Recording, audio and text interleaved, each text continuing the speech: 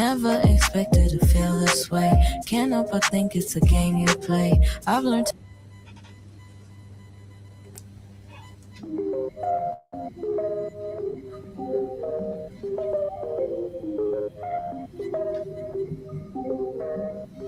be honest, I never saw you coming. Like a thief in the night, you pulled up without a warning. Never expected to feel this way. Can't help but think it's a game you play.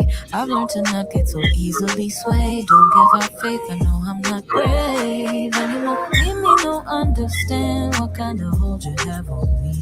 No, I never do these things, but I'm all for risk, and I admit I love a little danger.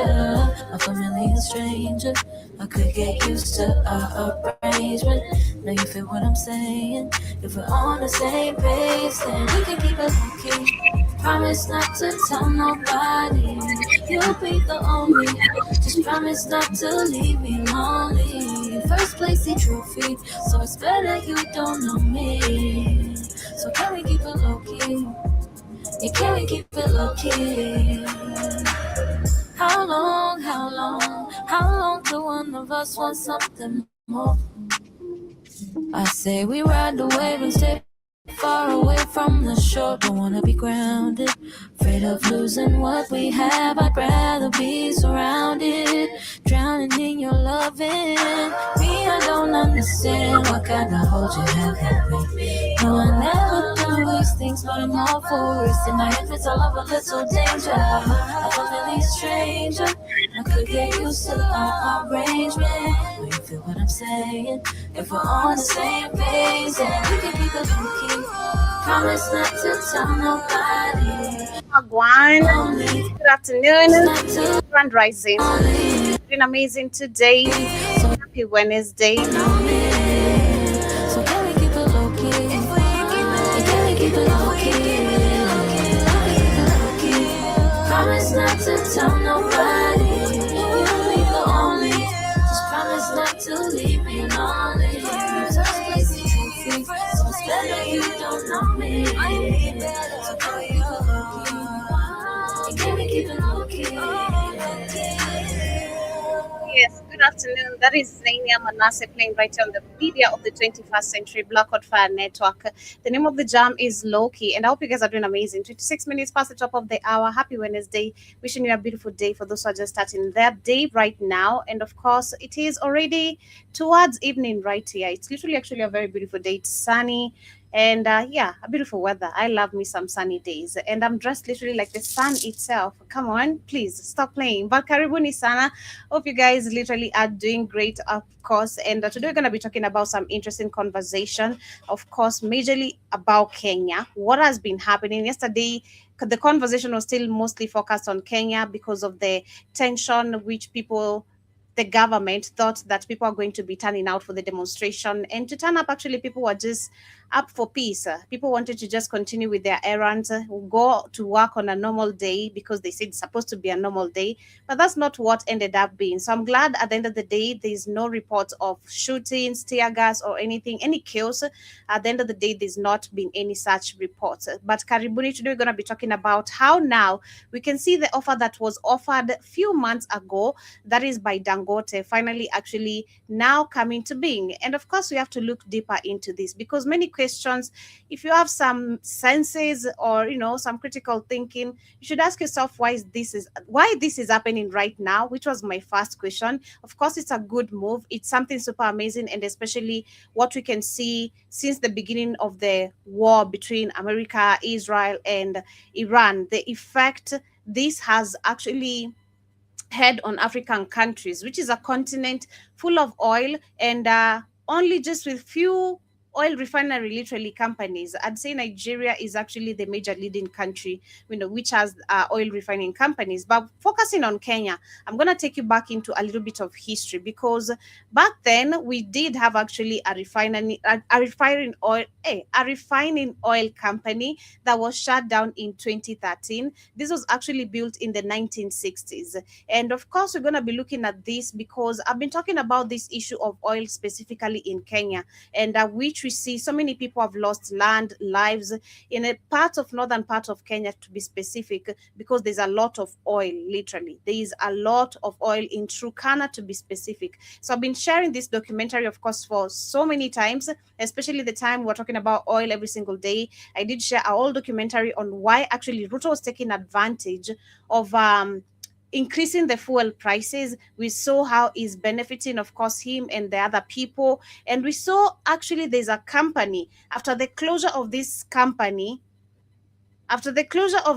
oil refining company, which was shut down in 2013, we had a private company that came and bought that particular space. So we're going to be looking at that, and that is the Gulf. So we're going to be discussing about that and see literally why is it that Dangote is offering this right now. But still, as we talk about more conversation, we're going to be looking at also the demonstration in Tanzania.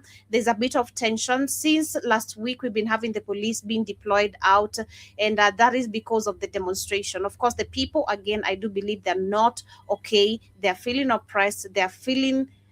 They're not being delivered what Magufuli used to deliver. We're going to be talking a bit about also Ghana rejecting Ramaphosa to visit Ghana. So we're going to be focusing on that and see how many people are going to be going with this, move. And for how long are we going to push it to? Because for me, I don't think I'm really up to it. As much as I was saying, it's going to be effective, we can't continue also working that way. We do need each other. And it's going to have to come to a point where South Africa has to accept what they did was wrong. And the president has to also act like he's really behind all this. But yes, we're going to be looking at more of those conversations. But for now, kindly grab the application on the app. In case you're here for the first time, do subscribe and welcome to the Black Hot Fire Network. This is the media of the 21st century. My name is Joby. This is the Pan-African Beliefs. We do this every Monday to Friday. We have more other amazing conversations. Today, Shmani couldn't make it in. So in case you guys didn't see, in the morning, for the TikTok fans and for those who listen on the radio, or rather on the network, she's not feeling well, and we wish her quick recovery. But grab yourself also some healthy supplements, because for her, she's been having some stomach issues, and some healthy supplements do help. She tried that though. I do give her the credit. She did try some healthy organic supplements last week, but it seems that has not really done the magic it's supposed to be doing. But we have more of our organic supplements literally under our application. So in case you're just tuning in, you can visit our page and check our amazing pages where we have news and updates. We have the live streams. We have an apparel store where you can get yourself and grab some amazing merchandise with our logo, t-shirt, beanies, hoodies in different colors and sizes. So if you are a small size, we got you. If you're a large size, we got you too. But for now, Brain and Focus unlock your full potential with Brain and Focus, a powerful supplement designed to boost mental clarity, enhance memory, and sharpen concentration. Made from a blend of scientifically proven ingredients like ginkgo biloba, omega-3, and essential vitamins, Brain and Focus is crafted to fuel your mind. Our process ensures maximum potency and effectiveness, delivering the perfect balance of brain-boosting nutrients. Take just one capsule daily, as prescribed by your healthcare provider, and feel the difference. Whether it's powering through your workday or staying sharp in life's challenges, Brain and Focus keeps you at the top of your game. Stay sharp, stay focused, and stay ahead with Brain and Focus. Brain and Focus, fuel your mind, achieve more. Go get this product at blackhotfirenetwork.com at the Sports and Nutrition Store. And literally, bet sure you'll gain some critical thinking. So in case you're not born with any, like Kid says, you'll end up having critical thinking. It will boost your memories. It will boost everything that you want. And we also have more other boosting supplements, even your libido. So in case you're not performing well, we got some amazing supplements over there. Bakaribuni sana once again, JOBY in the house. Shout out to everyone with us on the radio station, on Spreaker, Spotify, those who catch this conversation also on BitChute and YouTube. Hope you guys are doing great. It's 33 minutes past the top of the hour. And yes, I hope your morning has started on a high note. But as we start with today's conversation, we're going to start with this interesting conversation that I love how Kenyans actually were so active on understanding that this is something that we need to actually introduce. We've seen countries like Madagascar. Was it Madagascar? Yeah. Was it Madagascar? Yeah. We had demonstration, I think last year in Madagascar. Remember, where it was actually not a demonstration; it was revolution. The president was, of course, ran away. The youths were demanding, of course, accountability, economic stability, jobs, and all that. And we saw the new government. There was a coup that happened, of course, which was also in support of the youth who turned out in majority to kick out the government that was there, or the people who were there, the politicians who were there. And we saw the new system that came in. They did a couple of things that, of course, when it comes to the Western nations, this is a trigger. This is you're not supposed to be doing that. One of the things they introduced an electric. It was an electric lie, is it called lie detector? Yeah, electric lie detector that would tell if the politicians are stealing money and when they're lying, literally. And we saw also recently in Niger, the same thing also happened. They're saying that this is going to be leading to death penalty, and many countries should be introducing this. Yesterday, we were talking about the IMF, the World Bank, and also looking at why the politicians are threatened every time the youths turn out on the streets, because behind these deals that are being made comes also with their fancy lives, which is actually public funds where people are, supposed to be benefiting off this debt. And if not even the debts, because you're not supposed to be borrowing literally, but you're supposed to be, if you're borrowing money for development or projects, you're supposed to ensure you do them. So if they generate money, you can pay back your debts and we continue with our lives, literally. But it's always the opposite. These people pocket chunks of billions of what they are borrowing, and we end up being the majority who are suffering. Now, I love the same with China, and Kenyans have been talking about it, and it's a discussion I wanted to start with, because this should be, of course, in every African country or globally. Most of the people in the comment section are saying that this should be actually a global system of these politicians. If you're not delivering what you're supposed to be delivering, and you have a certain time, and and the fact that you've been given funds, why shouldn't you be held accountable? So we have China, which yesterday there was some information about sentencing a 69-year-old former city official to death for taking more than $325 million. Imagine all that amount of money, 42 billion Kenyan shillings, that is in our Kenyan money, and in bribes, that is over the last 30 years. And that is what we keep on talking about. When we have this nepotism, tribalism type of system operating in a country, this is what happens. And that's why personally I'm so scared literally of involving relatives in my stuff. Like for real. I'm so scared. I'm not even scared. I'm not gonna do it. I've always stood to the ground. Like I will not connect none of my family members to anything that I'm doing. Because it's the same people. Someone made this quote and I was like, man, it's really true. It's the same people that you'll always, and especially family, you'll put them on, and they'll be the reason of you failing in some sort of way. I don't know. They'll be the reason of you just losing what you've been working so hard for or building. So personally, I don't believe in bringing family, or I don't know, we should be workmates, or I'm gonna give no.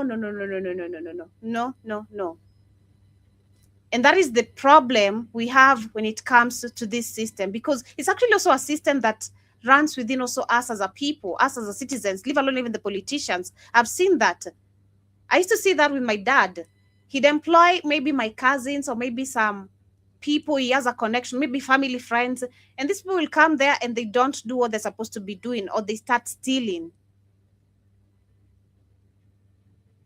It's really crazy. So I love this about China, literally, and I do hope this can actually become a system that we can one time or one day see actually it operating. Most of the people in the comments are saying that they should reach out to everyone who's in Ruto's government and administration. And exactly, that is so true. And then someone also says, I wish this was here in Kenya.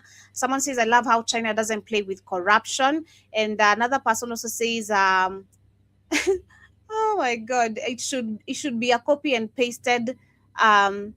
It should be a copy and pasted information that should apply in majority of the countries. Exactly, because there's a lot of theft with this government and because there's never accountability.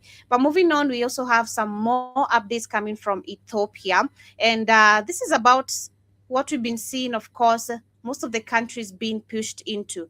Recently, I think we have Ruto. Let me see if I can find the video. Ruto also did say the same thing about the same information I'm about to read here. So we have Ethiopia, which the National Digital ID Program, that is called the FIDA, I don't know, FIDA or FIDA, which I should pronounce, has registered more than 46 million people in just 3 years. So this has been operating already in Ethiopia and very much active. And which takes me back actually personally to the that eyeball thing they had brought in Kenya, that cryptocurrency thing where you had to put your eyeball and then you take 7,000 Kenyan shillings, and then so many people, so many Kenyans went for it. So I'm like, what if this is already actively actually happening? Because let me read this, and then we go back to Ruto, because Ruto said this just recently. I don't know why I forgot to share that. Ruto actually reminded us the digital ID that Kenya has been struggling so hard to ensure that it starts operating in this country has been taking so long, but it's now in the finalization. Let me look for the video, then read that article. Damn, that would be really, really scary. That would be really scary. And that shows you how these people are always ahead of us. That would be really crazy. Of course, we knew when they were doing that, that's what happened. And takes me back, maybe, what about the Uduma number? What if the Uduma number whole scandal, the data was never really lost? They kept it because they instilled fear and so many people ran for it. And then maybe they wanted to collect now a new generation, because majority of us were in school or out of school, so we had not gotten IDs. We don't have jobs, you don't have a bank account, so you're not worried about all that stuff. So now that we're a little bit older, they brought the same thing. This is just 3 years ago, I think 2023. Yeah. Now that people have jobs, people are moms, people have IDs, others have passports, they came with the same bullshit, but now with the eyeball, because they know many people are desperate for money. Man, this is really crazy. But let me pull this video. Let me see. Ruto talks about the. Let's see. This was just, I don't know, I forgot to share this. I think I listened to so many videos of these people. Was this 2 years ago? No, there's a recent one. Oh, I must have listened to it somewhere, but yeah, let me share. This is him. This is Ruto. Let's see. Already, the digital ID, which has been a big problem. Already, the digital ID, which has been a big problem to us for a very long time, is now on a testing mode for the next 2 months. I have been assured by all the stakeholders, led by the ministries concerned, that by December, we will be able to launch digital ID, where every Kenyan don't have to carry any paper, plastic or otherwise. Who complained? Who complained? The question should be, who has complained? I'm not tired of carrying my ID, my bank card, I'm not. Who complained? The question should always be, who has complained? Why do they always have to offer us things we've not even asked for? This is always crazy. Who has complained? I like when my bag is heavy. Trust me, I like when my bag is full of so many stuff. My phone, some ball gums, my keys, my notebook, my pen, my makeup, of course, to fix, my perfume, some pieces of tissue papers there, some wet wipes. I like when my bag is full of stuff. Like I'm gonna struggle. I love that struggle of just looking for things because I know it's just there. I don't know, just being a girl. So who has complained? I don't think the men have complained carrying their wallets. I don't think they have. I think it's always, I don't know, some men feel so good when they go to the, they go to the shop or supermarket and you just open your wallet and you give your ATM card, or, you just remove some thousands of dollars there or whatever you're paying. Who has complained? Who has complained? That should be always the question. These people are always just, again, this is the white people. This is nothing to do with us. There's no Kenyan I've had in this country saying, hey, I'm tired of carrying an ID. And no, personally, I like that shit. I love collecting cards. I'll go to places, I'll take someone's business card, I'll take another someone's business card. I love that. I don't know. It's just, I love having so many stuff in my bag. Maybe because I'm just a girl, but who has complained? Nobody. As an ID that they should be able to be identified digitally using their iris or their fingerprints, and we can transact. Their iris, their iris. So we're confirmed. Remember, now let me pull that article very quickly. Kenya, Kenya, how do I quote it? Let me find out how I can quote it. Kenya confirms data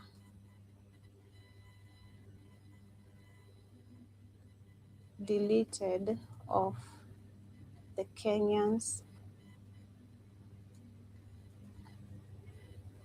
Let's see if I have it right.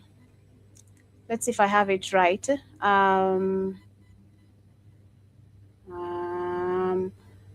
Okay, let's see if I have it correctly, because this happened in Kenya and Nigeria.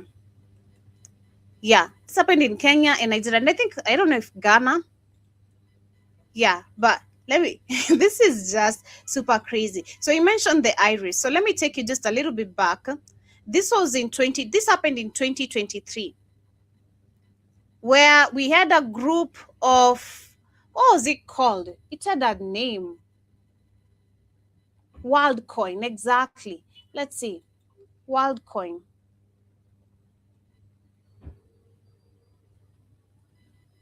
Let's see. I want to take you guys step by step for those who don't remember. I think it was in 2023. Yeah, that was in 2023, exactly. I'm glad I didn't forget that. So this is in 2023, where, let me just read this briefly. So this is a question of what happened to the WorldCoin, the crypto ID. Is it suspended in Kenya? And then it reads, WorldCoin is an open digital identification protocol that aims, oh no, don't do that to me. Allow me read it. Okay. Excuse me. That aims to democratize, if I'm pronouncing it correctly, democratize, right? Participation in the global economy. And it is heart in a novel concept, World ID, a privacy-first, decentralized identity protocol that uses zero-knowledge proofs for digital IDs without revealing personal data. It was launched in Kenya and other several countries. It was in Nigeria too. And then come 2025, of course, because some people rose awareness about it, those who are aware of what was happening, and the government now act very concerned, right? So come 2025, that is 2 years after, we have the High Court, which ruled, and trust, I've always been saying, I don't trust the High Court of Kenya. I don't. There's some things, yes, they might do, but are you sure they are doing it? It's always a question that stays, I'll always have those question marks. I'll always have those question marks. The High Court has never been able to prevent majority of the things that should or are going to affect Kenyans. When it comes to the GMO, when it comes to the VSCCINEs, when it comes to so many things, this court does zero work because it's already bought. The people who are operating in this court are literally same as Ruto, no difference.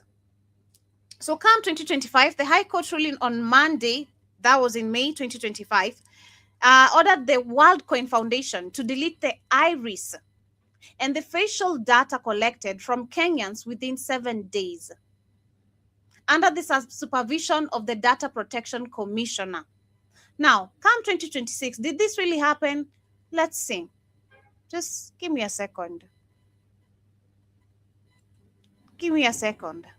And this is how I tell you, the system is really serious. Come 2026, the same question or the same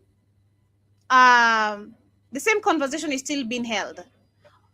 Of did these people or the WorldCoin delete the biometrics? Of course they didn't, because again, come 2026, the same article, it reads, the WorldCoin has been ordered to delete biometrics data collected from Kenyans. The information I just read to you, this was May 2025. Come 2026, we're still having the same conversation. And come 2027, and come 2028, and come 2029, because you willingly did it. Nobody asked you to. And that is always going to be their defense mechanism. And that's why we go back to Ruto now, talking about digital ID. And looking at Ethiopia, it launched this 3 years ago. So this tells me, actually this WorldCoin or the iris, I don't know, but they've been collecting this. They've been doing this for the longest time, because 3 years, that is the same time we had the WorldCoin in Kenya, Nigeria, and I think Ghana. So if probably in Ethiopia, I'm not really sure. I'm going to check that just in a few to confirm. But yeah, they got us. They have us. There is no escape to it. They have us. It has happened. I didn't do it personally, but I don't know, man. I didn't do it. I didn't go for the iris. I didn't go for the 7,000 Kenyan shillings. I was not that desperate. What else? I never ran for the Huduma number. This is crazy.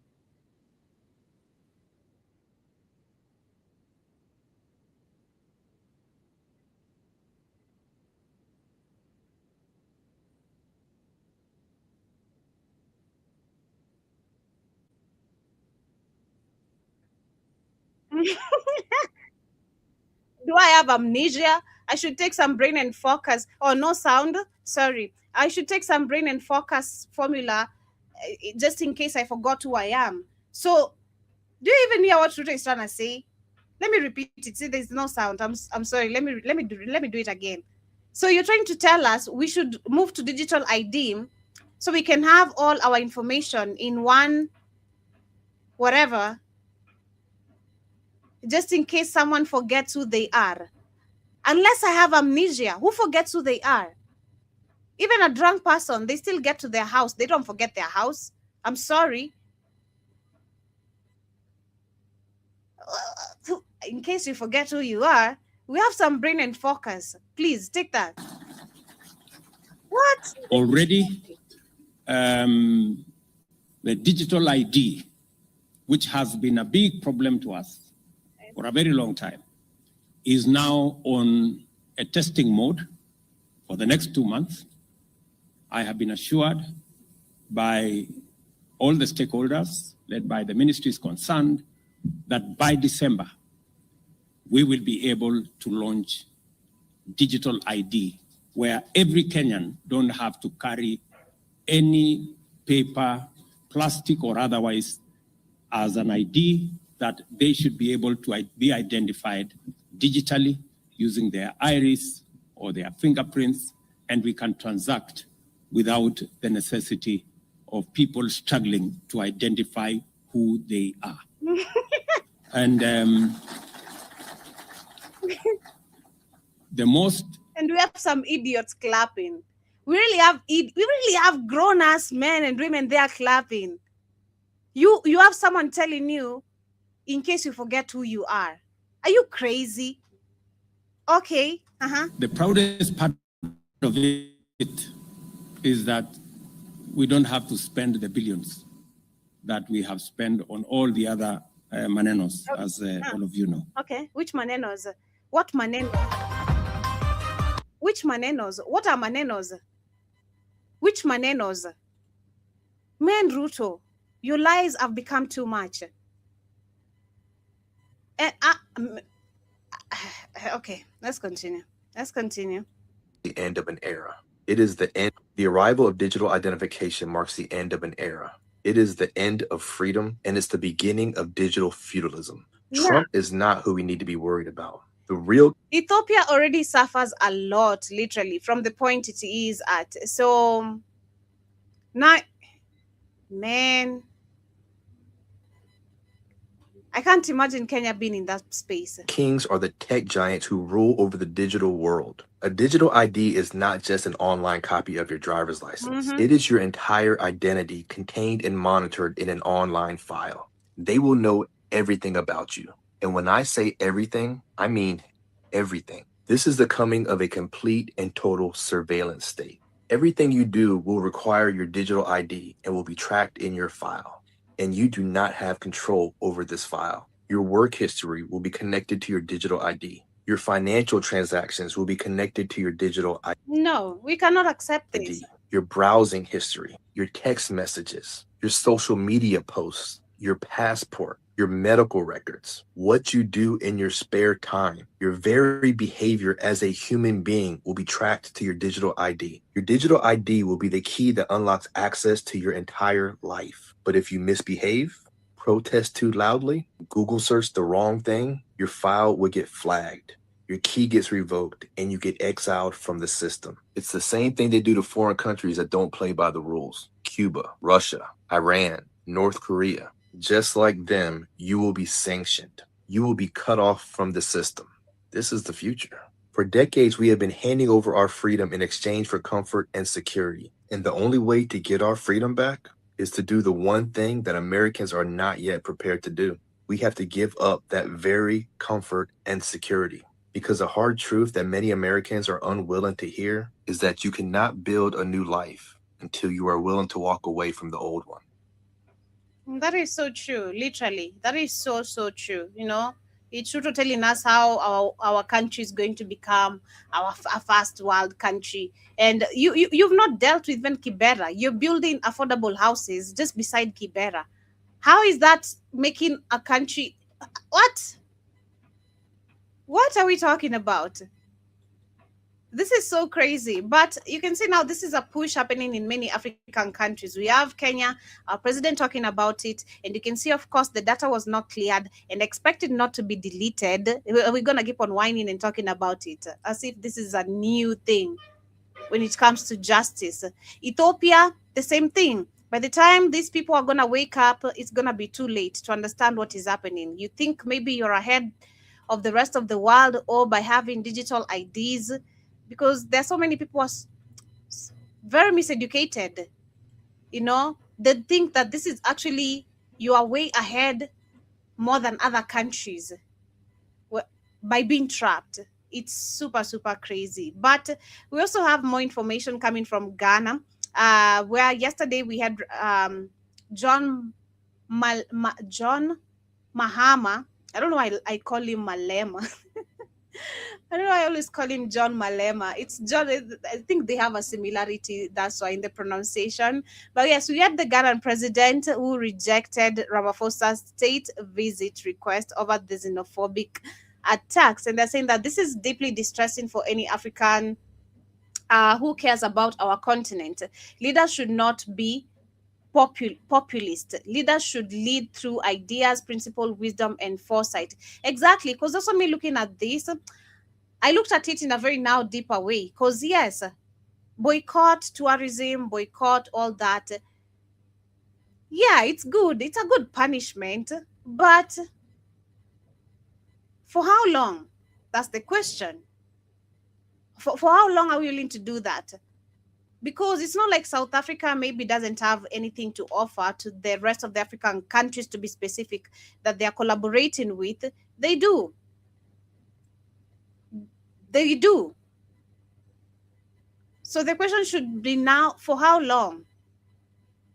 You know? And maybe the only rule we should maintain is we should be thorough with them maybe when they come to our country. That's the only thing. We should be strict with them the way they have been in their country, in our countries. But I feel like when it comes to this issue of now government to government, this is now really crazy. This is really, really crazy. But yes, this article says he calls upon our African leaders to resist the temptation of responding to difficult problems with emotions and instead reflect on the role they are meant to play for the people, the ordinary citizens of the beautiful continent. And he hopes that they will find it within themselves to engage with one another rather than respond to challenges in ways that only make them worse. It is profoundly sad to see two African presidents reach a point where they can no longer engage with each other. Problems are resolved through dialogue, diplomacy, and communications, not through isolations and a refusal to engage. But I'd say, yes, I do understand where maybe Mahama is coming from and are trying to protect, of course, the people's, his people, and which we saw, of course, Julius Malema talking crazy after Ghana tried to evacuate their people as if he wanted them to die there.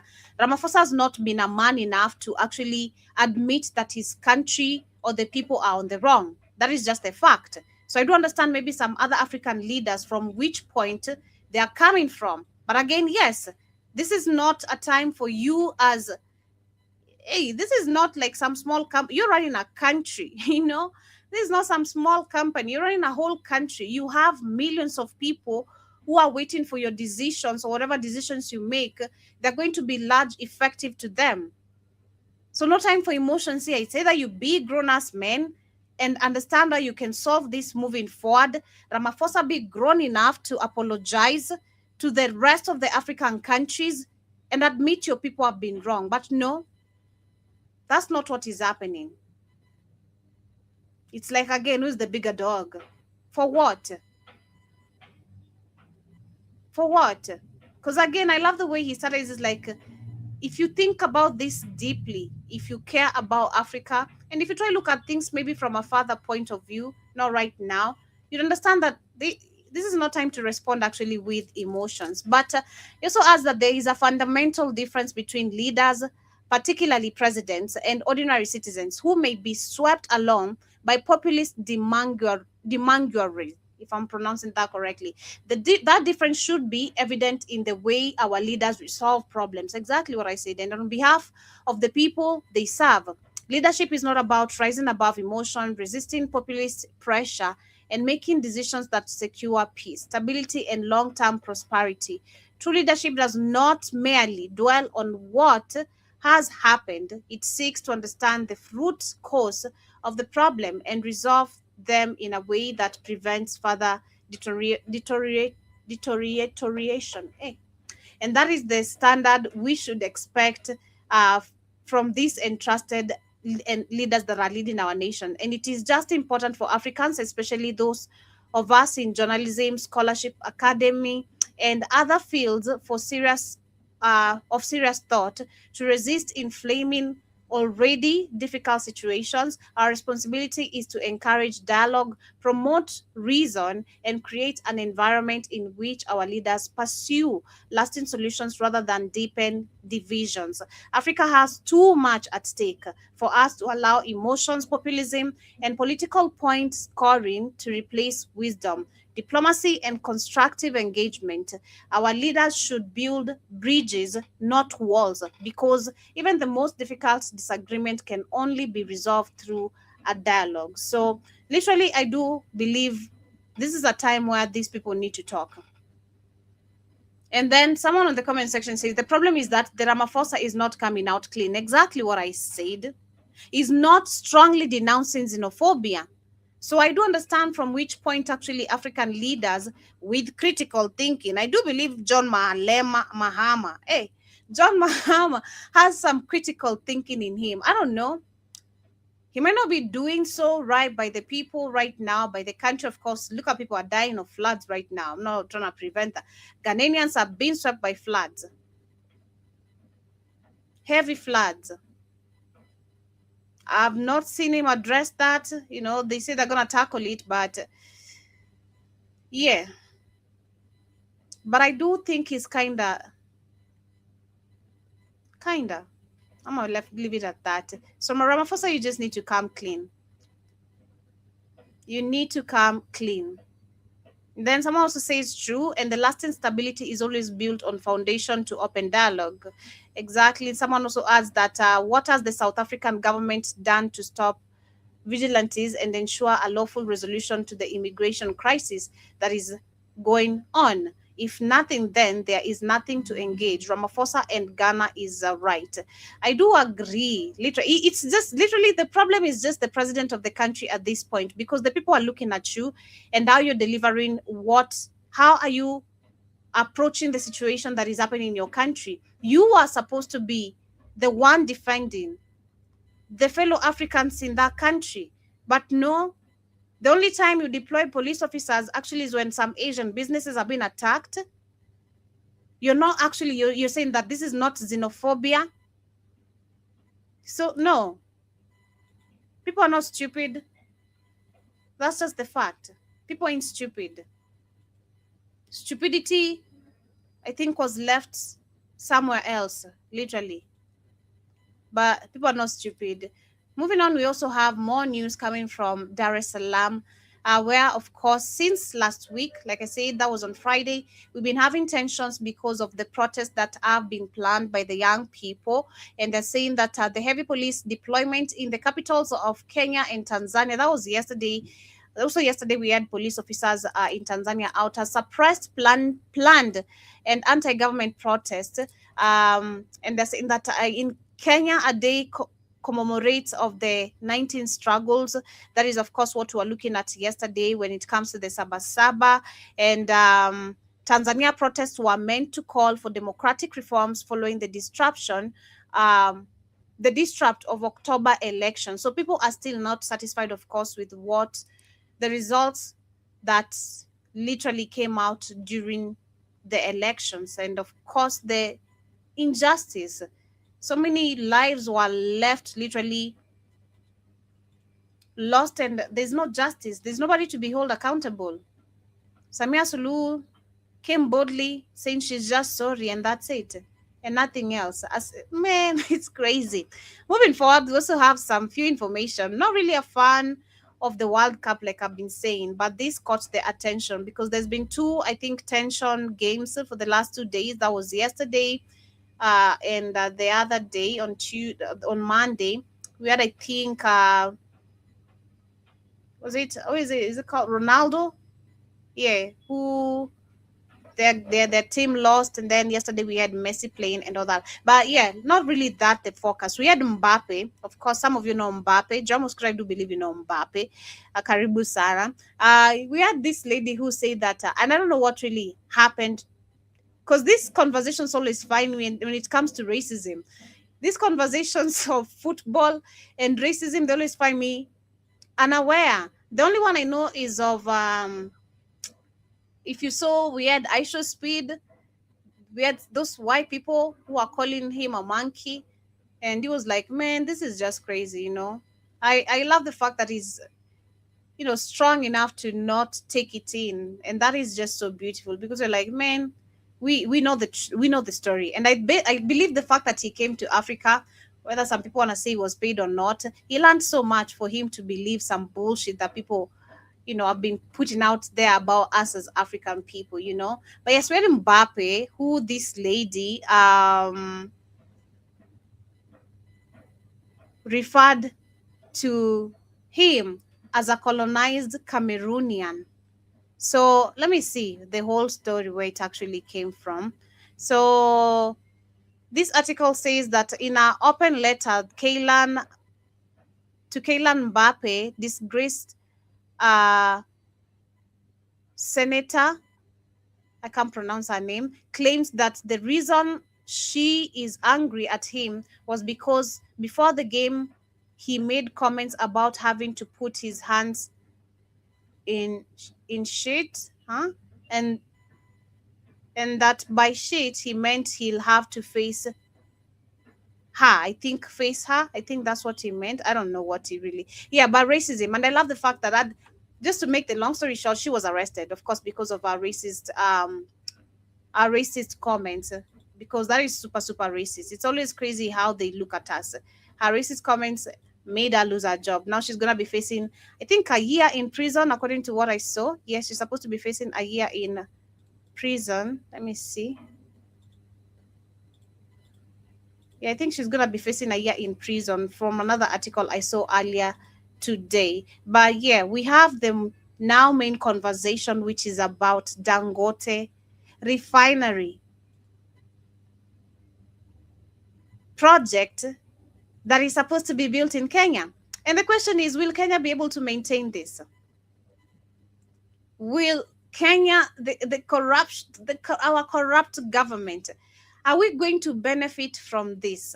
That is my main question. So I want to take you a little bit back to history, but before we do that, let's look at what is really happening here.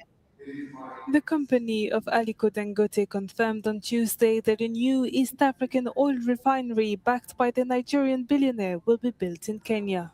The announcement puts a lid on months-long speculation over the location of the mega project. The massive refinery will be based in Lamu, an island off the coast of Kenya. With a capacity of 700,000 barrels per day, it is expected to be similar to Dangote's sprawling complex in Nigeria. It will take around 30 months to build the facility in East Africa's largest economy. Initially, Tanzania was also one of the locations considered for the refinery. Aliko Dangote was in Tanzania late last month, where he held talks with President Samia Suluhu Hassan. Africa's richest man reportedly explained the commercial and technical considerations behind the choice of Kenya as the refinery's location. He also invited Tanzania to participate in the Lamu investment. The refinery is viewed as a potential game changer for a region that remains heavily dependent on imported refined fuel, despite having significant crude oil reserves. Yes, so this information literally was reported yesterday, where finally the decision, because remember this, there was a meeting, I think 2 months ago, we had Dangote in Kenya, and he was talking to the African leaders. He addressed corruption, addressed so many things, why Africa needs to collaborate or work together. It was an amazing speech, literally. And he said he'll need some time to decide between Kenya and Tanzania which country is going to settle with. So basically, or finally, he has settled with Kenya. So let's look at Kenya a little bit, because we also have a few history, because it's not like Kenya is getting a project of our oil refinery company for the first time. We should say maybe this is the second time, or the third time, or the fourth, I don't know. But let me say this is the second time based on the few history information that I have. So let me share this video very quickly, and then I'll share a few details about that. When we had a bunch of people who lost their jobs, that is over 100,000 people lost their jobs after this refinery company was closed. That was in 2013. Understand it was built in the 60s, literally. It's called the Changamwe facility. The Changamwe oil refinery to refine its own crude oil. In 2020, Kenya used to refine its own crude oil.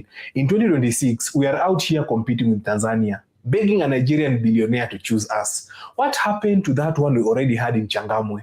Take some proof, and this one is going to give you some headache.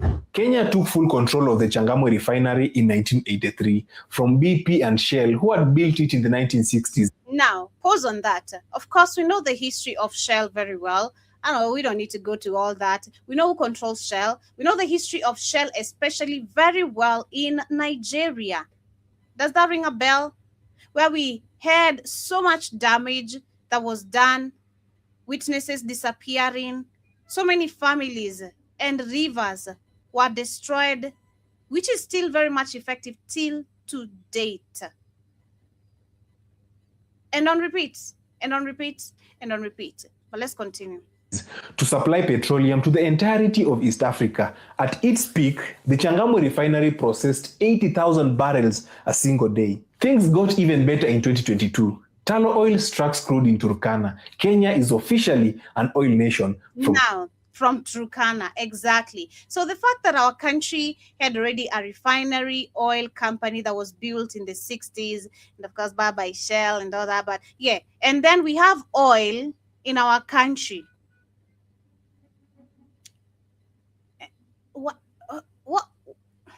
Why? I'm still questioning, why isn't it that, did we really benefit from it?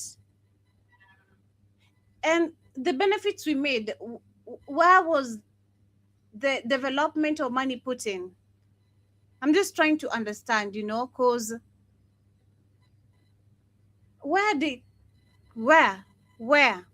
And that's why I'm coming back to now what is about to happen with my question and my topic. Will Kenya be able to manage the oil refinery company being offered by Dangote? Because if we had one, and we already had oil in our country, yet we couldn't even maintain what we had. So are we going to maintain? But let's continue. Maybe. Because the scandal of Turkana again. The oil or the company, after it was sold, the name was changed. And then we had some Gulf company. Oh, okay. Turkana to Changamwe, then to your fuel pump, right? Wrong. There is no happy ending in this country because on September 2013, we officially closed our refinery, East Africa's only crude oil processing plant. Now here is what that decision actually costs you at the pump. When you import refined fuel, you pay a premium on top for the refining, for the specialized tankers, and for the logistics. And when global prices move, Kenya feels it harder than everyone else because we have zero control of any part of that chain. So, majority of the African countries. What happened to the Changamwe site? It is still standing in Mombasa. Guess what it is now? A storage depot. We turned a processing plant into a warehouse. This is the factory closure trend. Nobody is connecting. We keep walking away from infrastructure that will give us leverage. Then we wonder why the cost of living is going up every day. They came back to. Now, fast forward just a little bit. Now, going back to the same story, of course. And then we're going to look at still how the oil was captured too. Let's look at this. Now, the company had so many people employed. But after its closure, so many people lost their jobs.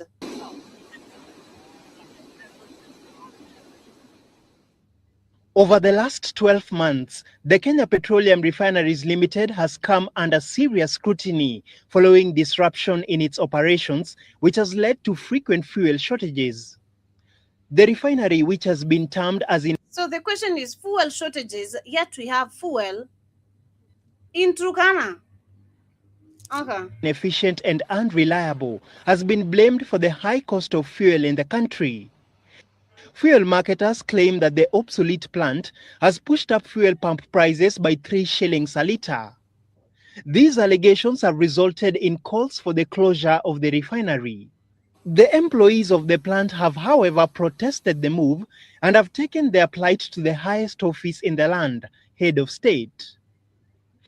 In a petition to the president through the head of public service, the employees have urged the president to intervene and prevent the closure of the plant, as it will affect more than 1,200 employees directly. The closure of the refinery would deal a great blow to the economy of Mombasa County, as it indirectly employs over 100,000 Kenyans. The greatest indicator that the refinery, which is owned jointly by the government and ISA, may be operating on borrowed time, came early this month when ISA announced its intention to pull out of the joint venture. The Kenya Petroleum Refinery Limited is East Africa's only oil refinery and refines about 4,500 tons of crude per day. Dennis Otieno. Yeah. So now you have a little bit background of the story. Now, again, let me share this and then we'll look at another one. KJ, were with him in some foreign trip. I told him that one is a bad idea. That one is a bad idea. I would advise you don't go that route, because the day it will bite you nicely. And it's already doing that? It is doing that. There's another issue here that many people are not seeing. The long con that's working. KPC gets listed, right? Now KPC, that is the Changamwe Oil Refinery, which they changed the name literally to Kenya Petroleum Refinery. Yeah. No. They changed it to Kenya Pipeline. Kenya Pipeline Company. Kenya Pipeline Company. That is KPC. Company called Gulf Energy is given contracts for the, is it, what do you call that thing in Turkana? Talo. Oh, yeah. Exactly. So we have oil in Turkana.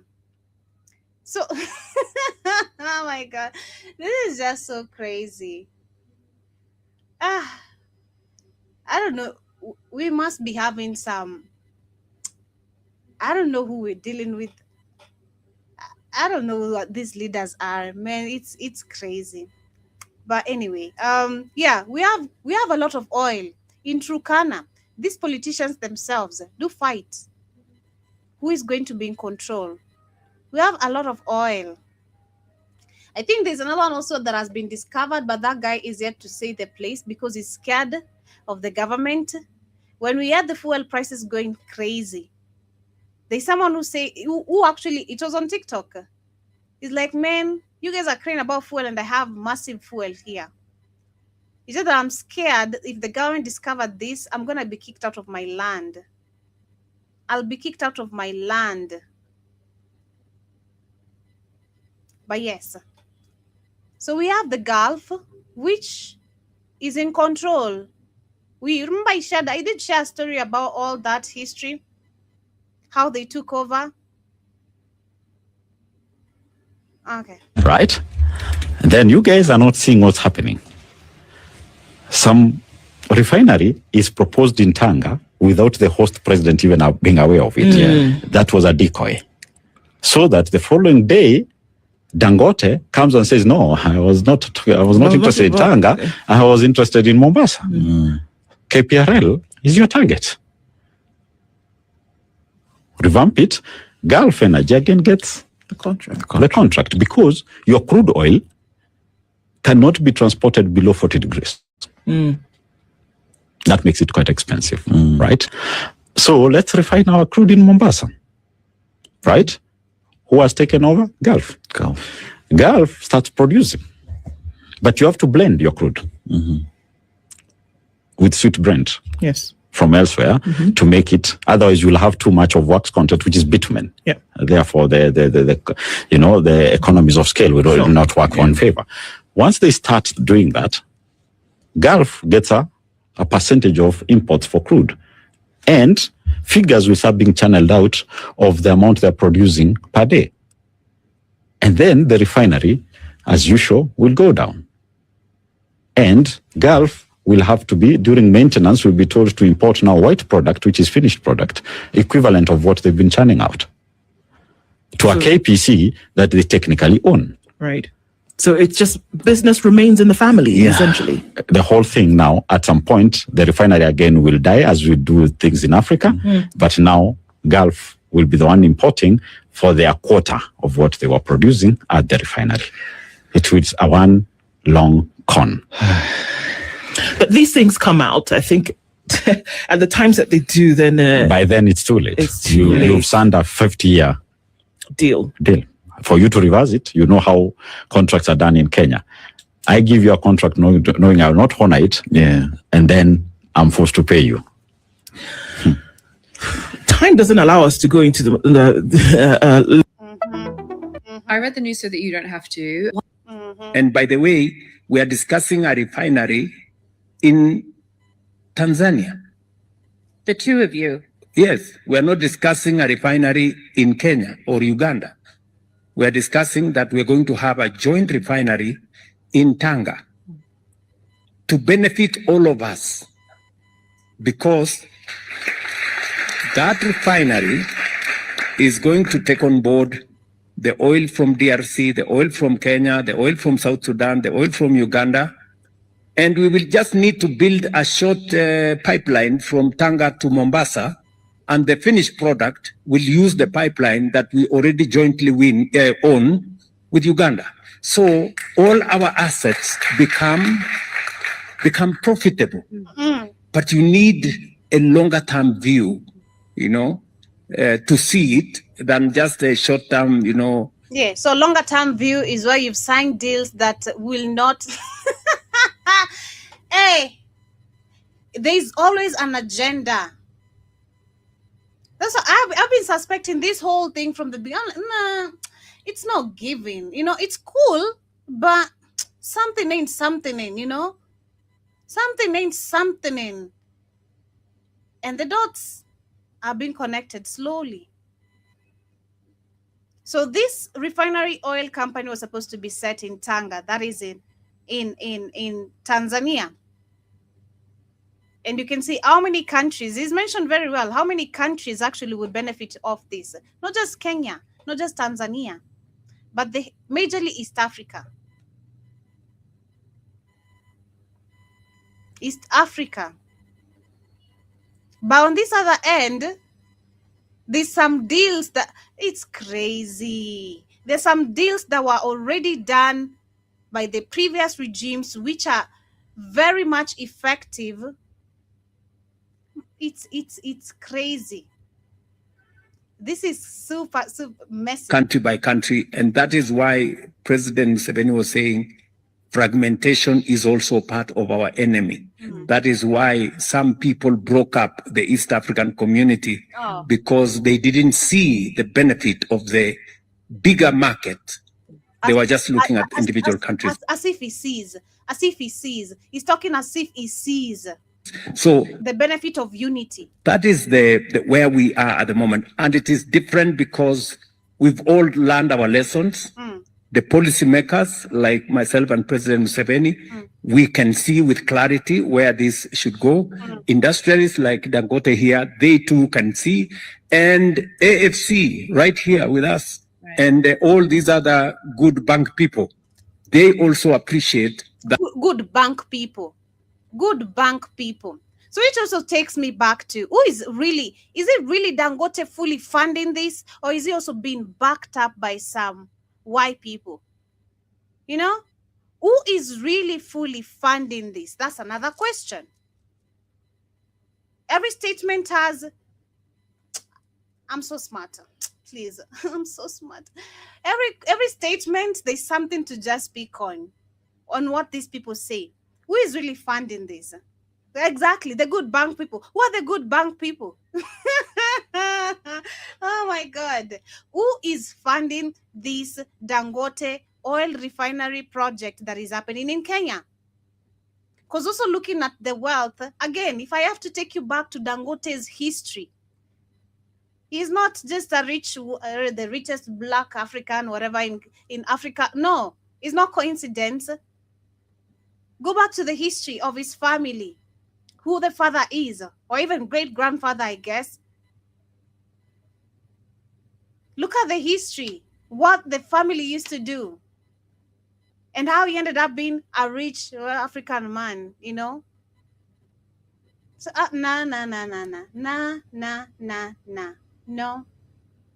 no. And of course, this would not happen without a fight from the white people. So the good bank people have agreed to this. Okay? It is their responsibility to invest in this infrastructure. It is their responsibility. It's like, have you heard? It's their responsibility. What? What? Okay. Because it makes them money and it grows their bank balance sheets as well. Oh, okay. So this is not about the countries benefiting. This is about us making other people rich. Still.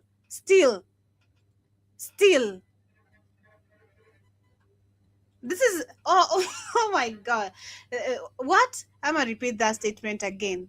Let's listen. See, right here with us and all these other good bank people, they also appreciate that it is their responsibility to invest in this infrastructure. They also appreciate that it is their responsibility to fund this project because it is going back to benefit and balance their balance sheet. Oh my God. And we have people say, I'm not celebrating. I'm saying it's good. Yeah. But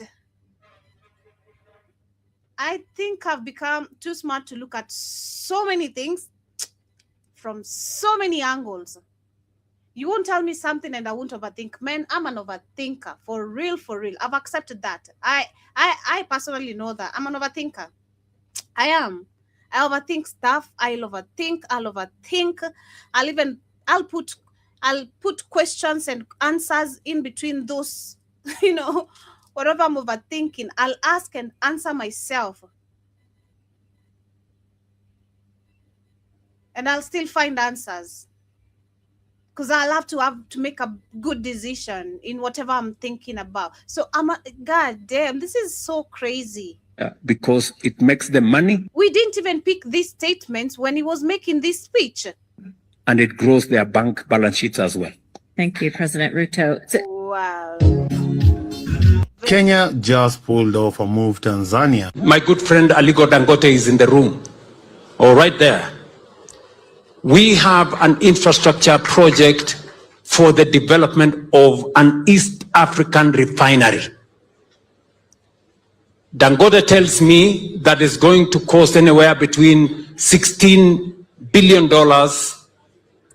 and $20 billion.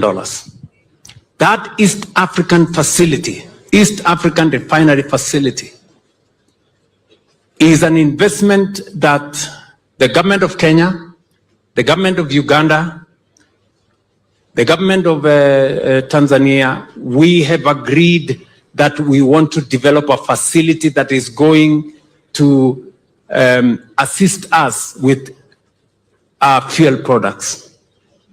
We do not want to be held hostage anymore by the Strait of Hormuz. We do not want to be held hostage by wars that are started by other people. As if he doesn't support the wars. Man, you see, God damn, you listen, you hear the double standards in these people's speeches. As if this man has not contributed to the wars started by the same people. He's in Refinery. This same person, he signed a deal in 2023-2024 to take the Kenyan troops to Haiti. 2 years down the line, or 3 years, we have accusation, alleged, of the Kenyan troops.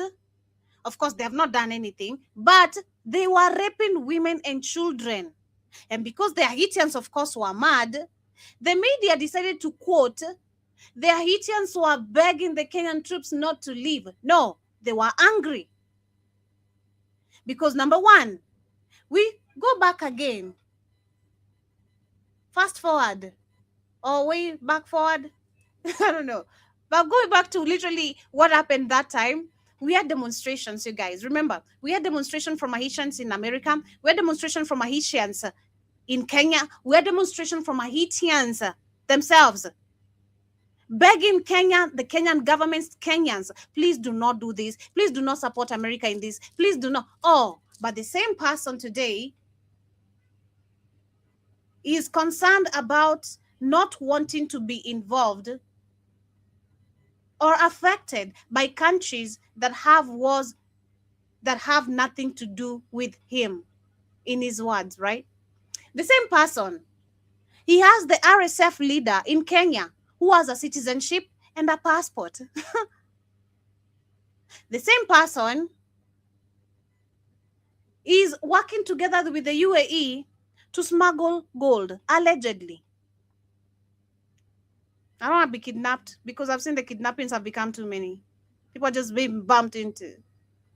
I love my life. I love my life. So, hey, Ruto, you can lie. We have our own resources here, and we are saying we are going to use our African resources to industrialize our region. The same person, like I mentioned, is smuggling gold. Hey, they say wonders shall never end.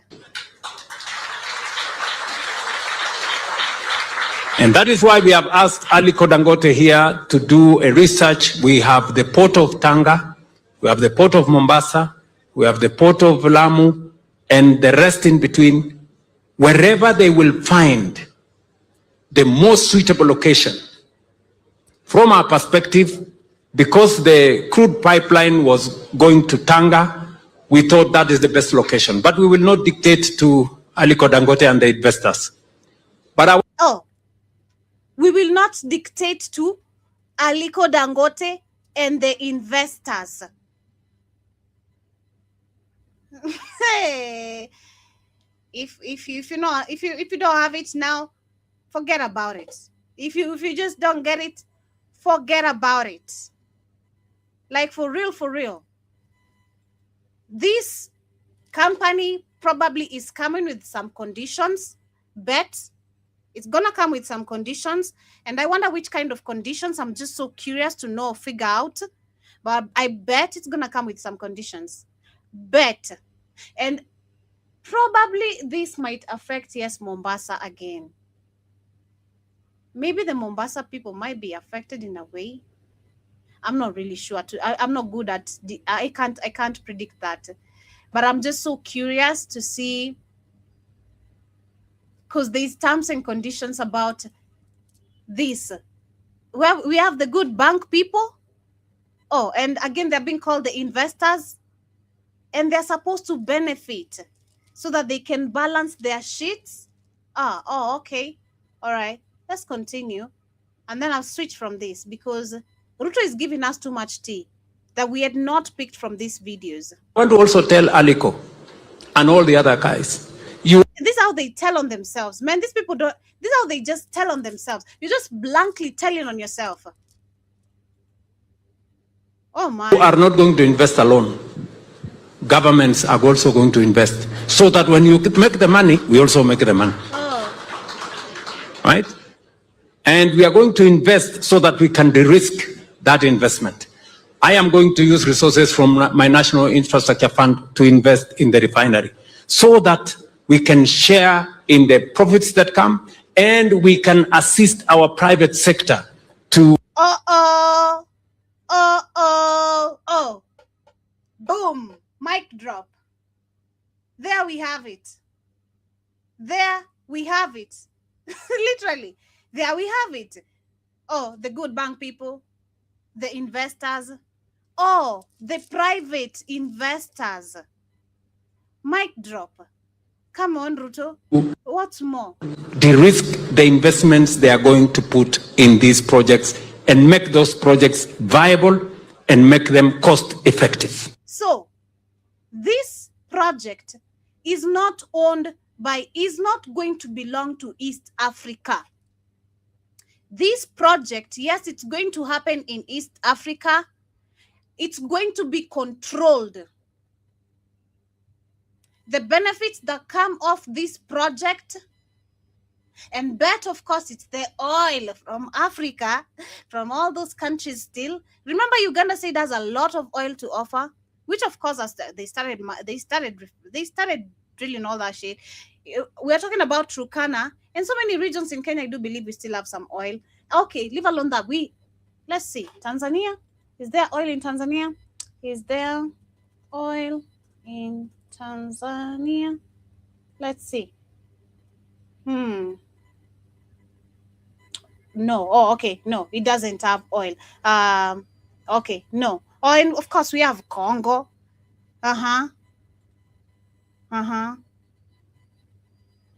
Yeah. So this is not going to benefit East Africa. Is this a way of us paying our debt? I'm trying to understand what is this deal about? Because it's definitely not to benefit the people, not to grow the country's economies. It's clear. Where we have the private investors or the good bank people, this deal is not to benefit the people, especially where the majority. It's for you puppets and the other puppets who are funding this, literally. Let me give you another opportunity. We are building a new airport in Nairobi. It's going to cost us around $1.5 billion. A new airport. A new airport. A new airport. These airports, especially these airstrips or whatever, they have become too many. Hey, they have become too many. There is an opportunity for investment. Are there any business people in this room? Or these are tourists? They are right here. Yes, I can see them here. So there is an opportunity for you to invest with us. Government of Kenya is going to put in 20%, bring the rest of the money. Let's build the airport and everybody makes money, right? So he puts 20%, then they put 80%. So what do you own there? What do you own and control? So you are building an airport of this amount of money. All you can offer is 20% of something that is in your country. But you're telling the investors they should invest 80%? Wow. Unless I'm not understanding English, or I don't know. But this is crazy. But talking about oil, let's look at this again. Quick reminder of just some few information. In 2012, tallow oil confirmed what geologists had suspected for decades. I think I shared this again, but I'm going to share it again. South Lokicha Basin in Turkana was sitting on a serious, commercially viable oil field. And it was not a small amount. 560 million barrels of black gold. A fortune that could transform the entire nation. A fortune that can transform the entire nation. But years later, since the discovery of this oil, it's always been massive theft, massive killings, massive war in the northern parts of Kenya. This is just crazy. At the time, many people were talking about Kenya transforming, becoming something like the Arab states. However, that dream never came to pass. Nearly 14 years since discovery, steps have been made. But Kenyans have had very little to show for the last 14 years. Exactly. I shared actually this exact documentary last time when we're talking about the fuel prices. So when you look at the patterns I've just shown you, we had a refinery oil that was built in Kenya. That is in the 1960s. And their claim, of course, because of the aging machinery and high maintenance processing cost, it made the refined fuel more expensive than simply importing ready-made petroleum. To lower the consumer cost, the government shut down the refining pharmacies, literally the place. And looking at it, we've understood they changed the name from Changamwe to the Kenya Petroleum Refinery Limited Company. And then stopped refining crude oil. That is in 2013 because it became too expensive. In 2023, the government transferred the refinery assets to the Kenya Pipeline Company. Now, the Kenya Pipeline Company is the same, which you can see there is the Gulf company involved now with the Turkana oil. So let me take you through as we continue. And recently, ownership of the entire project shifted to a local investor in a deal that raised more questions than it answered. Nairobi Senator Edwin Sifuna, in an interview with no ambiguity, said this might be Kenya's biggest corruption scandal in Ruto's presidential regime. I want to tell Kenyans this is going to be the biggest scandal this country has ever seen. Biggest corruption scandal this country has ever seen. In this episode, we'll follow the full timeline of the Turkana oil project from discovery through the years of Remember my shows, or you do keep up with my shows, this should be memorable to you. International investments and broken promises, the controversies of the new owner, and how it is directly linked to President William Ruto. Be sure to like the video if you enjoy it and subscribe to the channel for more investigative stories from Kenya.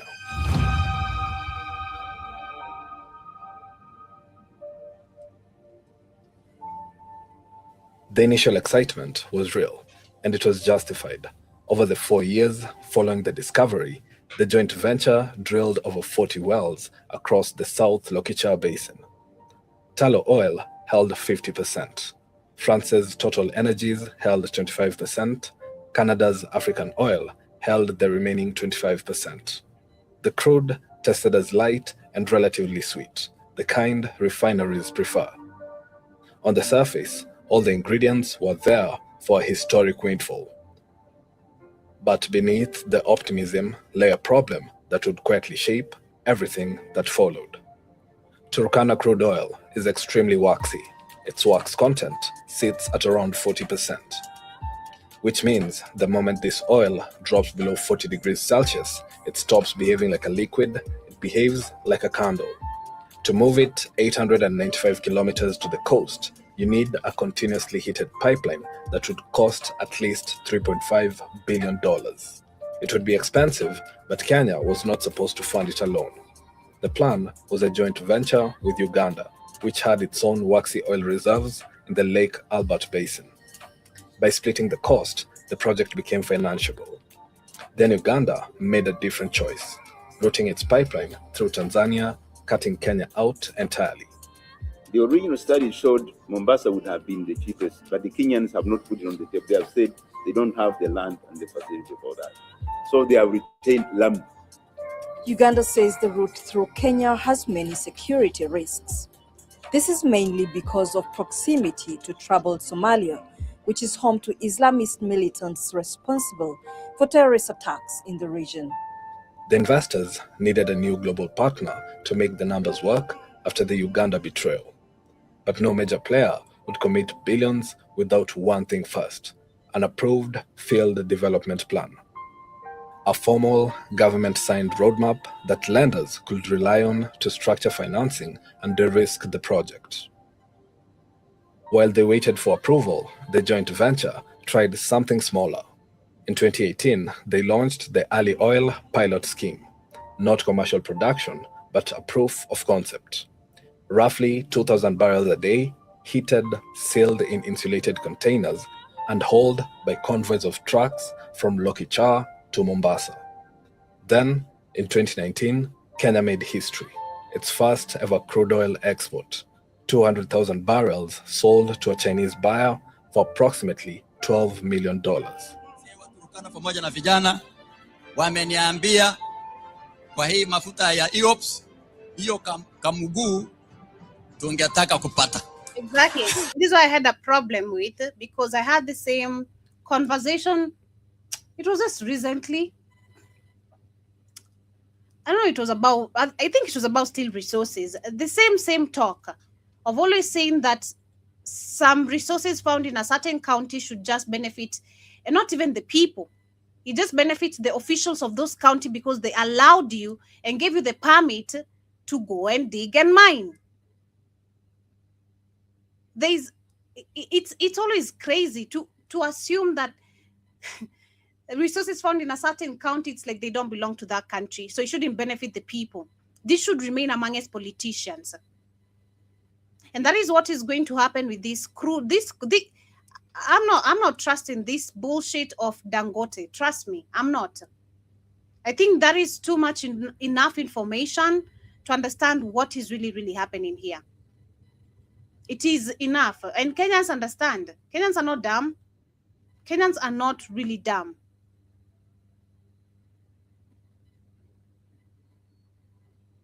So it's crazy. But let's continue. Behaves like a candle. Oh no, I returned it a little bit back. Just a minute. All right. There we go. Iops, hiyo kamuguu tungetaka kupata. Kwa hivyo sisi tunangoja mbafu. Mimi naomba hii mbuzi mzima tuhakikishe imegawiwa kila moja wetu kwa njia ya haki. Rasilimali ya Kenya ni ya Wakenya.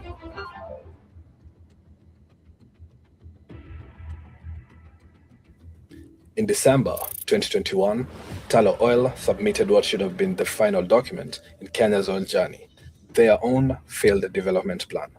Without it, no global partner would commit. The government did not reject the plan. It did not approve it either. For nearly 3 years, the approval that mattered most never arrived. By March 2023, pressure inside the joint venture was mounting. With time running out and investors demanding progress, Tullow submitted a revised field development plan. Once again, the document was returned with further notes, citing gaps, unresolved issues, and the need for additional clarification. Once again, there was no approval. The effect was predictable. This is when the partners began to leave. Total Energies exited first. African Oil followed. Their departure marked a turning point. Years of exploration and appraisal investment were now effectively stranded. Tullow was left as the sole owner of the project that had always been structured for a multi-partner consortium. Still, the approvals never came. By early 2025, even Parliament had grown impatient. The National Assembly Liaison Committee issued a formal ultimatum. The field development plan was to be resolved by June 30th, 2025. But by then, Tullow's position had become untenable. In April 2025, the company announced it was willing to sell the entire Kenyan portfolio, 100% to a local firm, Gulf Energy, through a Mauritius registered subsidiary. Is that ringing a bell from the previous video now I shared of the guy who was talking about the Gulf company? Oh my God, this is all a scam. This is all well and planned. These people sat somewhere, had a meeting, and then they come in front of cameras to now tell us they want to create a refining oil company. Dangote knows what exactly is doing with Ruto and these other presidents who have agreed to this. And so do the private investors or the good bank people. They do know. It's good, but what of benefit? Who is it? Is it really going to be beneficial to East Africa? That should be the question, because we can see the companies behind this whole setup. The Kenya Pipeline Company, it's now controlled by this Gulf, whatever, the Gulf Energy.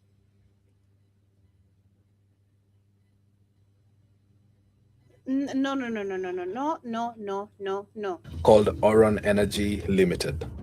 The price. And oh, okay. Yeah.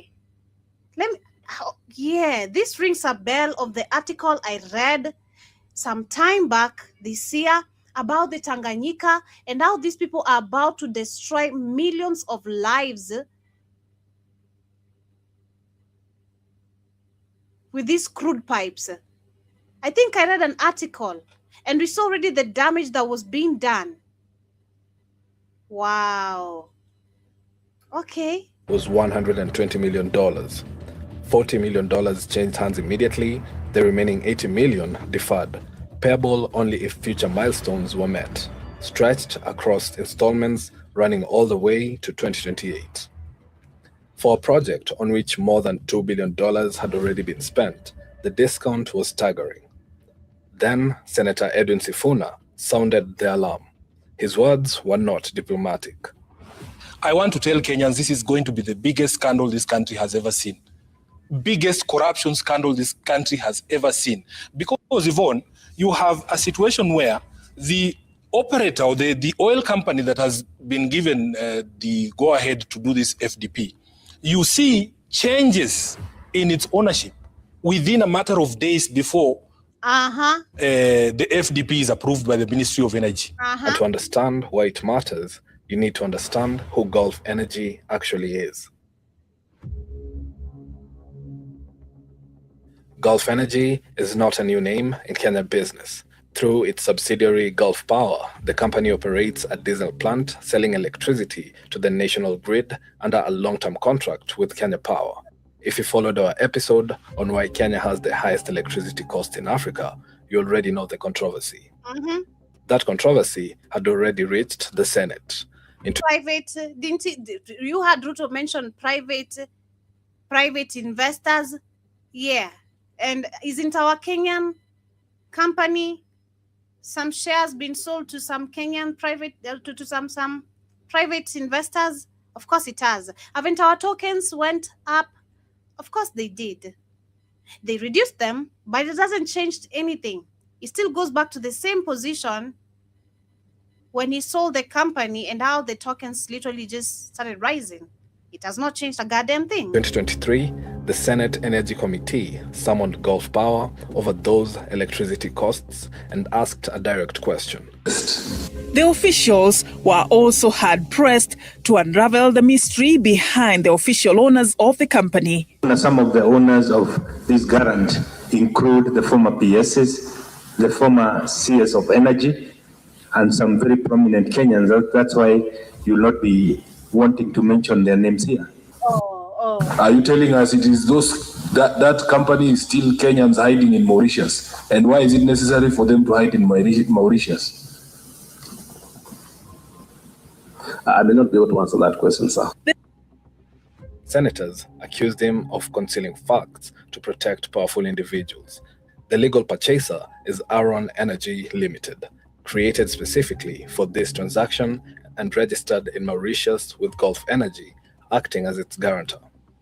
Mauritius was chosen precisely because it asks few questions and answers even fewer, a standard mechanism for placing distance between a transaction and its real beneficiaries.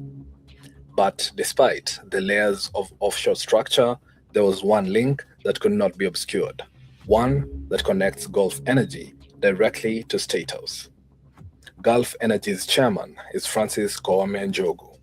In 2022, President William Ruto appointed Njogu to Kenya's National Investment Council, a body that sits directly under the presidency, advising Ruto personally on high-value strategic investments in the country.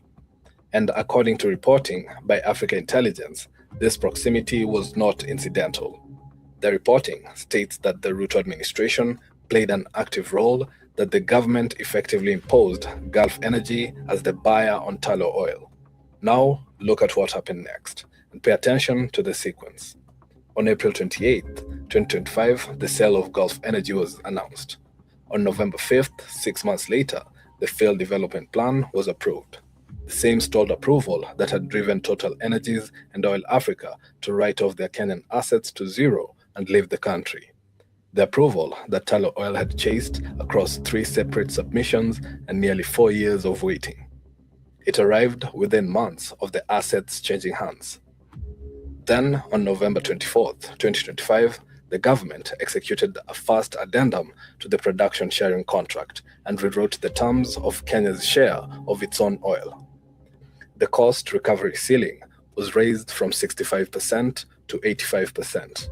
You see changes in the original contract to push the cost recovery rate from 65% to actually 55% to 85% in a matter of days after approval of that FDP. There are so many things that point to obvious corruption in that particular deal. And I can assure you, if we do not fight that particular issue, Kenya is not going to see a single shilling of that oil. On top of I'm telling you. that, Gulf Energy and all its subcontractors were exempted from VAT, from the Railway Development Levy, and from the Import Declaration Fee. Consider what happened to the company that left. The Kenya Revenue Authority is pursuing Tullow Oil for 23.1 billion shillings. The combined bill exceeds the entire value of what Tullow was paid for the asset. One company got the oil, the other one got the invoice. And here is the detail that ties it all together. The Auditor General, Nancy Gadungu, found that not a single approved recoverable cost statement for the relevant oil blocks has ever been submitted for audit. That 85% ceiling isn't just generous, there's no mechanism in place to verify whether those costs are real. Kenya could be handing over 85% of every dollar indefinitely with no way to check the arithmetic. And in Turkana, the communities closest to the oil fields are still waiting. Dry pipes, unfinished roads, no comprehensive environmental impact assessment for the current phase of commercial development. The heated export pipeline, always the linchpin of commercial viability, has still not broken ground. The plan is still to truck crude oil by road to Mombasa, an echo of the pilot scheme that was tested and funded by the international investors who left. All that remains for the new owners is Parliament approving the FDP and the claim to start production by December 2026. Yeah, so you can see by December 2026, now we have Dangote, we have a private bank, good people, and all that. Nah. This was just giving fishy from the word go. Because it didn't make sense why Dangote has never came forward to offer this solution to the continent and invite countries that were willing to invest using their money, not having good bank people, helping him invest in a project. Why does it have to take you so long? And maybe I don't have the full details. This is just my analysis. Literally, this is just this is me, what I'm thinking and trying to understand. And I do believe it's kind of making sense at the end of the day. It's really making a lot of sense. Because the question again is, why is he doing it right now? For how long has the Dangote company existed for? Let's see. How long has the Dangote oil refinery existed for?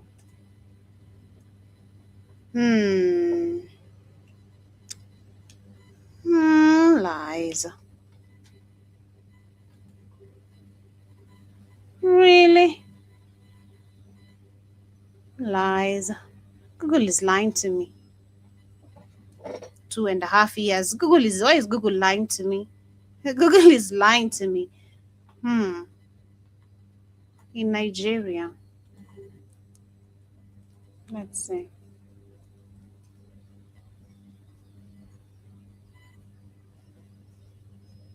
Three years. I'm not still really buying that. For real?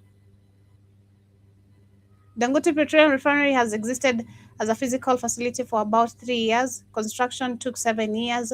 Okay, ending with its official inauguration in May 2023, and the facility began commercial operations in January 2024 and fully commenced petrol processing by September 2024.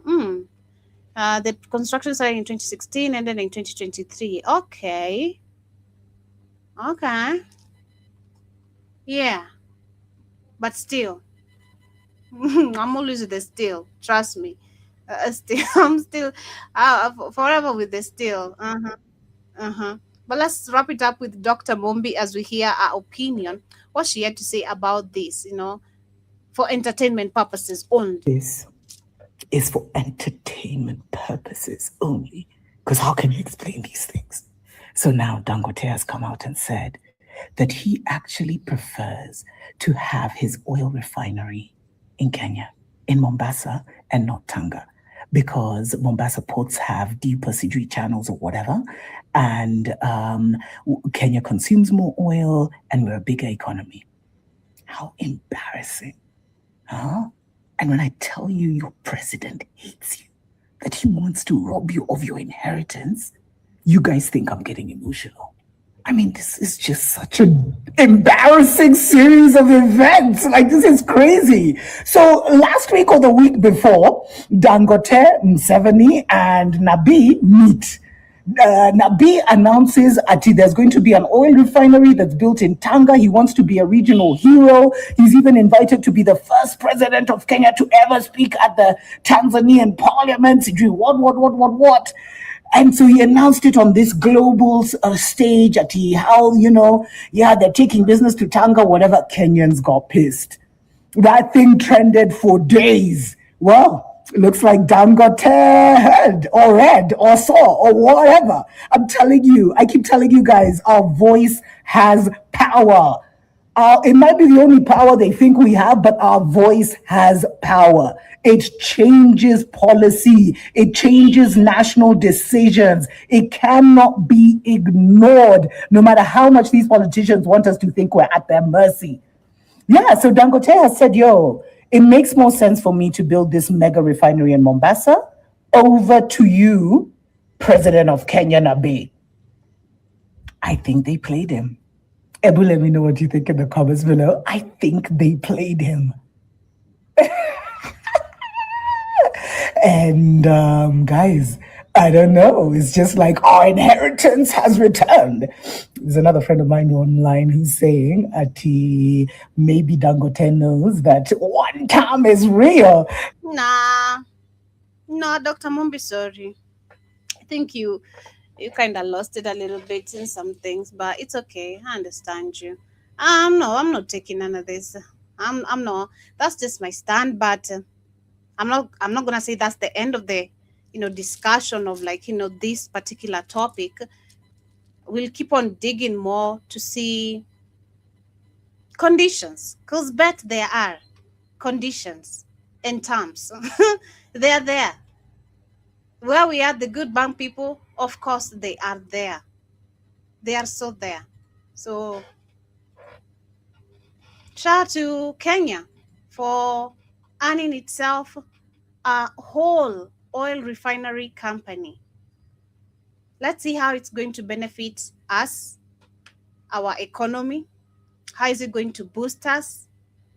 I'm waiting to see. And the fact that we already have oil in our very own country, it's not like we have to depend on Uganda and all. Nah, we have it here and we have the company. So let's see if the prices of oil are going to reduce. We should reduce a lot. Let's see how it's going to stabilize our economy. Let's see.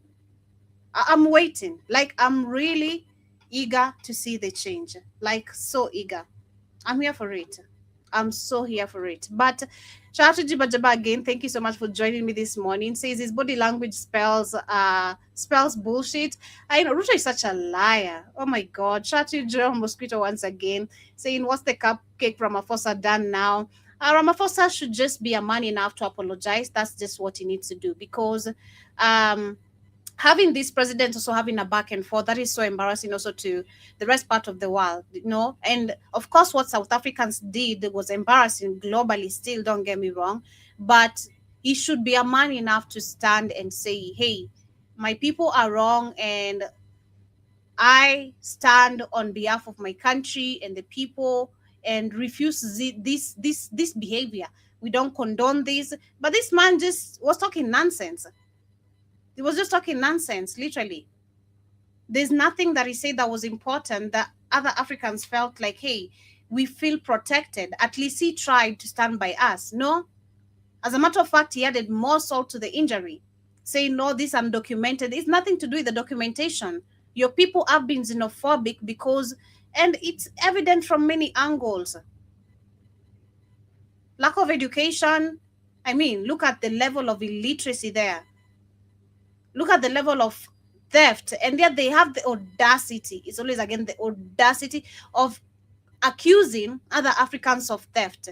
Yet we saw a whole documentary showing It is these people who actually who commit a lot of crimes in their own country. Another one admitted why they are lazy. Let me see if I can find that video. He was admitting why they are lazy. And I'm glad at least one of them is saying the truth, unlike the president. He says South Africans are lazy. We don't like to work because, you know, other Africans come and work for us. Yeah, you are lazy. So it is just, you should be a man enough and apologize. Let me see if I can find that video of this guy saying South Africans are lazy. Do you? It is. Let me share that. Just a second. Share this. Foreigners are more hardworking, South Africans don't work it out. What do you have to say to them? The foreigners are hard workers down in South African. But even the South African, when they go to Zimbabwe, they are going to be a hard worker because it's not their comfortable zone. In Zimbabwe, the Zimbabweans are not hard worker in Zimbabwe. The Angolian in Angola, they are not a hard worker. Even our people here in South Africa, you can see them in Europe, you can see them in other. I'm glad you didn't mention Kenyans because that's not the truth. Kenyans know how to mind their business and they understand what has taken them in a certain space. I'm here to look and make money. That's it. Who is in which other's husband, who is in others, I don't know what. None of my business. I think with the people who know how to mind our business, being honest, I don't know, because personally I do, big time. I know points of where I need to mind my business. This is none of my concern, like for real. So yeah, you didn't mention Kenyans, and I'm glad you didn't. Because our people are very hardworking. That's why you saw yesterday, people woke up so early, still minding their mind going to work. Despite having the government itself disrupting people's day by deploying the police officers and causing fear outside, people are ready to go and work. Nobody has time to go demonstrate. We're tired with the demonstration. We're waiting for the election. That is the point Kenyans are at right now, because that's when people are going to go fully rage. People are tired of going to the streets every single time and being killed. We're waiting for the goddamn election day, so we can see them re-elect the same person we never chose. And it's gonna go down. That's why you never saw Kenyans yesterday on the streets. They're telling you on the street, they're telling you on the internet. We would rather not come on the streets anymore knowing you're gonna kill us. We've already understood your tactic. So what we're gonna do is wait for elections. And we're gonna come to you. We're gonna come for you guys in your houses. We're not even gonna demonstrate, oh, who we lost, nah. In your houses. Keep it. Countries, they are the hard workers. Here in South Africa, we have a right. That is the thing that the other people, they said we are lazy. We are lazy because when I'm sick, I'm going to take a day off. If my child is sick, I'm going to take a day off. If one of my family died, I'm going to take a day off. But that's why they use that word that we are lazy. We are lazy in our own country. We are proud to be lazy in South Africa than to be lazy in other countries. They are proud to be lazy in South Africa rather than being lazy in other countries. You heard? Yeah. Yep. Yeah, it's crazy. Jobusko says, yes, it's no. Mbappe, I respect his talent, but as a person, once I heard he dated that transgender, that was it for me. Oh, dang, that's crazy. I didn't know about that. Ew. Ooh, who does that? Shit. It's always crazy with these people. Jabba says, is the island sovereign? Is it the Kenyan property? Exactly. Good question. Exactly. And then Joseph says, wow, they turned it into a storage. Imagine they did turn it into a storage depot. Gulf Oil was originally headquarters in Pittsburgh, where I am. Man, they're everywhere. And then Joseph says it can't be transported below 40 degrees and a lot of additional cost. And it can't. And says, build your own dummy. And I know, instead of calling investors, says, does Uganda know about this? Of course, Museveni does know about this. Museveni, of course he knows about this. Because in his country there is oil. Of course he does know about this. He does. And Jiba says that they pump oil and transport it from Alsaka in Russia. It's quite cold there. What bullshit. And then says no oil Tanzania just has seafood host. And that's, yeah, I love me some Tanzania seafood. Yeah, so there's no oil. And then says Ruto sounds like a car salesman rather than a president. And Jerome Jibadaba says no railway, you can string 100 tankers behind a locomotive. And says Dr. Mumbi got crazy eyes. I kind of think, I don't know, she even now looks better. I kind of thought she was bleaching for me, man. There was a time she was looking really bad, like, someone was bleached. This is how they look after they stop bleaching. Like the underneath eye is always like super dark. Like it just looks and wrinkled, like really wrinkled. So I think right now she's started maybe taking care of her skin and trying to go back. I don't know. But yeah, I don't know, man. I was thinking this is not factual. I was just thinking because this is how she was looking. If you look at her previous videos, she was not looking nice. I don't know if it's after because that's even after the whole beating of, the abduction of the government and all that. So, I don't know, man. But Jomoski says, I was trying to comment on Dr. Mombi post's Instagram a few weeks ago and it was not allowing me to. I think they got her page on lock. I don't see her on Instagram anymore. I barely do. I see her just on TikTok personally, always just on TikTok. But yes, that has been my time, family, this amazing morning. And I hope you guys have enjoyed this conversation. Of course, we've talked about what has been happening about corruption, looking at how Kenya can, or African countries can tackle corruption following the China way, or maybe was it Mogadishu or Madagascar? I don't know, I'm confusing Mogadishu.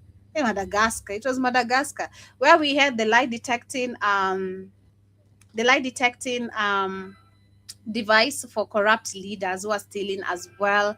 And we've also talked about Tanzania and the deployment of the police officers outside, which I don't know what Samia Suluhu is so scared of. She was chosen by the people. And we've talked about digital ID as well, looking at how we have 46 million people in Ethiopia have already registered and have digital IDs. So it's crazy. And this has been running for the last 3 years.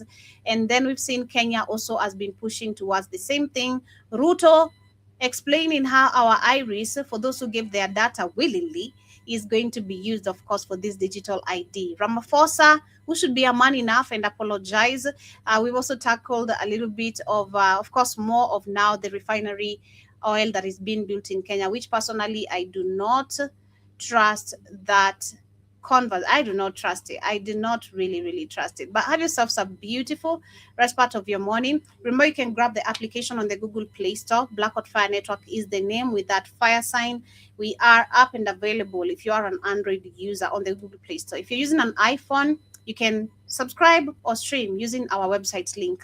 That is the www.blackoutfirenetwork.com.